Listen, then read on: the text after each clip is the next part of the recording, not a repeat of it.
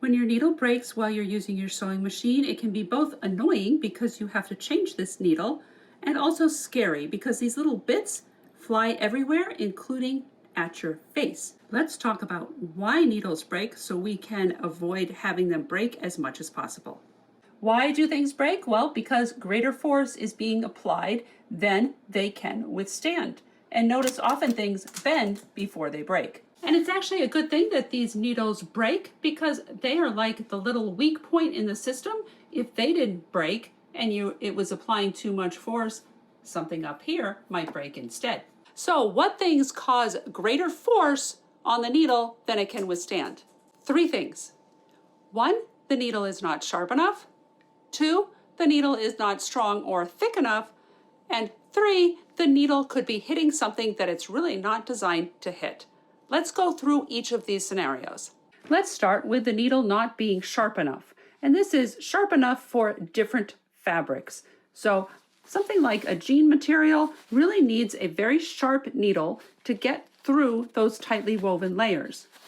Something like a gauze, and we're going to the extremes here to make a point, something like a gauze or a knit fabric doesn't need as sharp a needle in order to poke through easily. The other thing you need to realize about needles is that yes, they wear out. Yes, they are metal and not wooden like pencils, but they still wear out. This is a new needle and this is an older needle. Then which one of these is going to have an easier time poking through this fabric? This one will have to push a lot harder to get through the fabric, which means there's more force applied.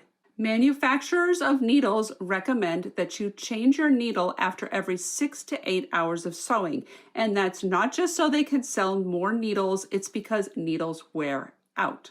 Another part of the needle, besides the point to consider, is the thickness of the needle. This needle on the right is much thicker than this needle on the left. This needle on the right is designed to go through things like this denim.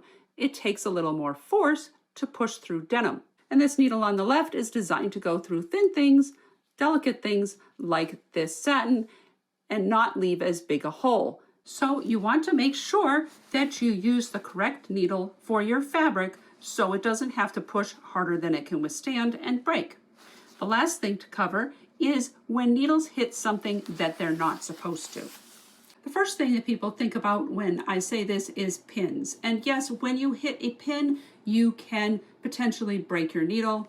I'm not going to get into the big pin debate. I use pins occasionally, I sew over them, but I don't ever sew over them at high speed. That gives a little bit more of a chance of not having the needle hit the pin and break. But other than pins, there are other ways the needle can hit things it's not supposed to be hitting. And that's when the needle hits things on the machine.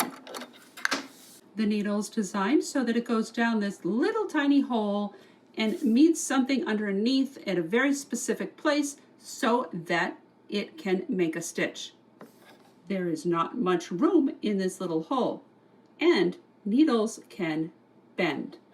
You can see I can push this needle back and forth very easily with my finger. What can cause a needle to bend like this while you're sewing?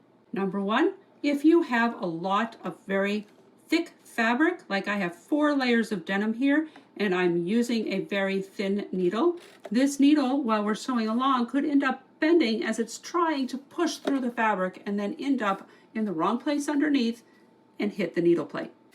A more common thing that happens is when people are helping the machine. They're pulling like this to help pull the fabric through. The machine can pull the fabric through by itself.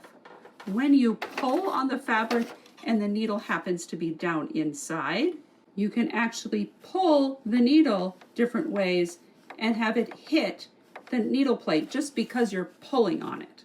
The last thing that can cause a needle to hit something that it's not supposed to is if it's not installed all the way up.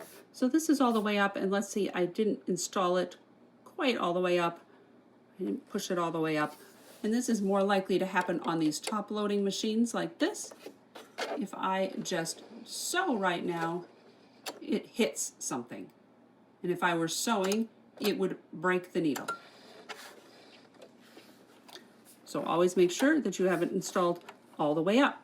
So if you don't want your needles to break, Make sure you're using the right needle for your fabric.